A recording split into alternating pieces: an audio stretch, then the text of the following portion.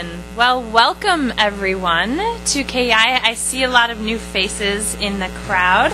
My name is Nicole Finneman. I'm the Director of Research and Academic Affairs here at KEI, where I have the lucky responsibility of being the custodian of KEI's academic paper series on Korea, in fact, we call it. It is my absolute pleasure to be introducing this particular program today and our speakers. The Academic Paper Series, quickly, for those of you that don't know, is an effort that KEI launched a few years ago. Twice a year we issue a call for papers for unique and timely topics related to the Korean Peninsula. And then we choose topics among those proposals that we receive that we think will add to the policy discussions going on. We've had tremendous success with this program, so much that when we received this year a proposal from the three distinguished authors of the paper you're going to hear about today, we knew instantly this was something we needed to add to the series. At the end, so every month we put on a program like this that coincides with the publishing of that particular paper. This paper will be available online starting from after the program, as well as video of today's program. And then at the end of the year, we compile all of those papers into On Korea. So the 10 papers from the year will then be published in hardback as well and distributed all over the world.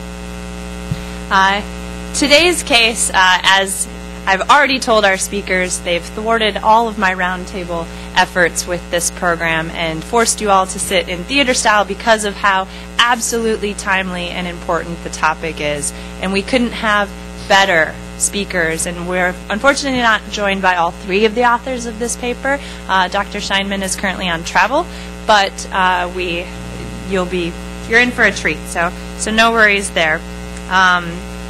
Before we get started, you do have their bios in front of you, but I'd just like to briefly say that I'm sitting next to Dr. Seung-Won Park, who won't actually be with us very much longer. His year here at CNS, the James Martin Center for Nonproliferation Studies at the Monterey Institute here in DC, is coming to a close. I've just learned he's leaving us this coming Tuesday to go back to KEI in South Korea. But Dr. Park is former vice president of the Korean Atomic Energy Research Institute, or KEI, and has been this last year a visiting fellow at CNS.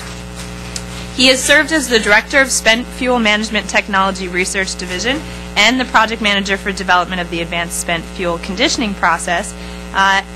He's also been in charge of the development of the Spent Fuel Interim Storage Facility. He's literally the expert on this issue today, so we are very pleased to have him. Sitting next to Dr. Park is Mr. Miles Pomper, who is a senior research associate at CNS, who focuses on tracking efforts by the U.S. Congress and the Obama administration to address proliferation developments, measures for reinforcing the Nuclear Non-Proliferation Treaty, and initiatives to reduce the proliferation dangers of the anticipated worldwide growth in nuclear energy. Previously, he served as editor-in-chief of Arms Control Today. He was the lead foreign policy reporter for CQ Weekly, and also worked at the Legislate News Service. And before this entire career, he was at the he was a Foreign Service officer for the U.S. Information Agency. So you are in for a treat. I'm certainly not going to introduce this topic to you because you all know way more about it than I do, and that is why you are here. But I will, with that, hand it over so that I don't take up any more of the time. Dr. Park, I believe you were going to start us off.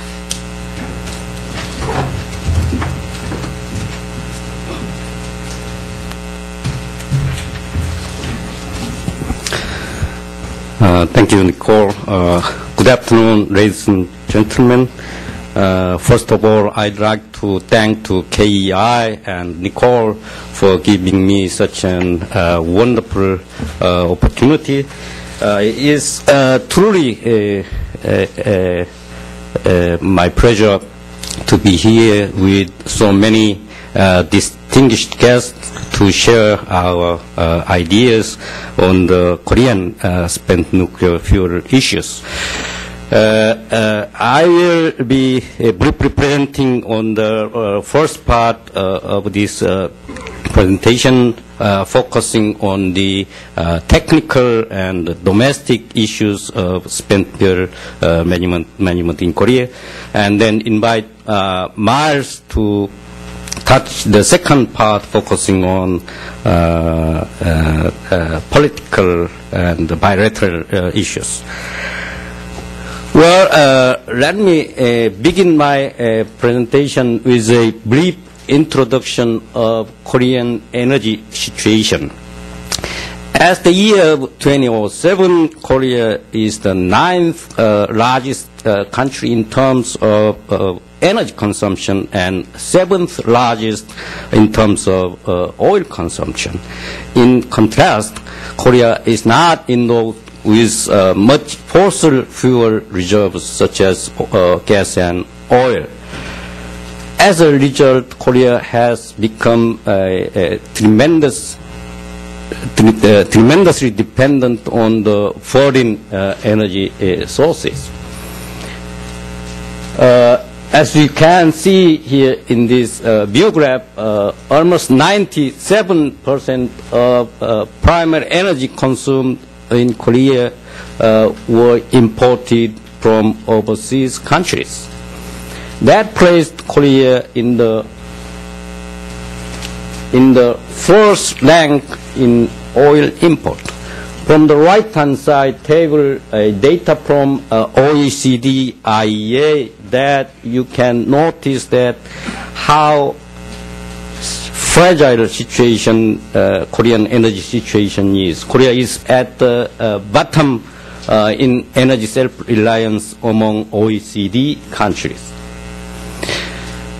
So in that tremendously fragile situation of energy security, nuclear is not an option in Korea but an essential element to secure energy supply in Korea. With 20 nuclear power plants in operation, Korea is in the 5th position in terms of nuclear electricity generation. In a couple of years, when Singori number 1 and number 2 are connected to grid, Korea will jump up to 4th rank in terms of nuclear electricity generation, getting ahead of Russia.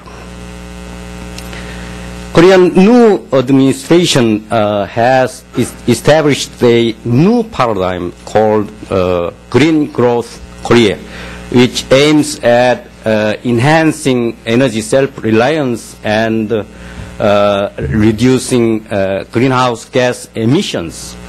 To achieve that goal, Korean government established National Energy Basic Plan in the year 2008. The key element of that plan is a drastic increase in the share of renewables and nuclear.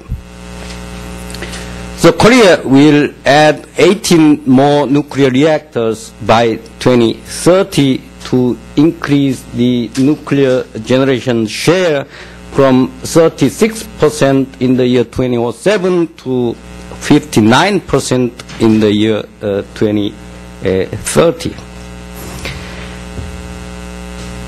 Such an active nuclear power program, however, inevitably produces a tremendous amount of spent nuclear fuel. As the end of 2008, the cumulative amount of spent nuclear fuel in Korea was just exceeded 10,000 tons, and every year we produce 700 tons. Based on the National Energy Basic Plan, it is estimated that by the end of this century, the cumulative amount of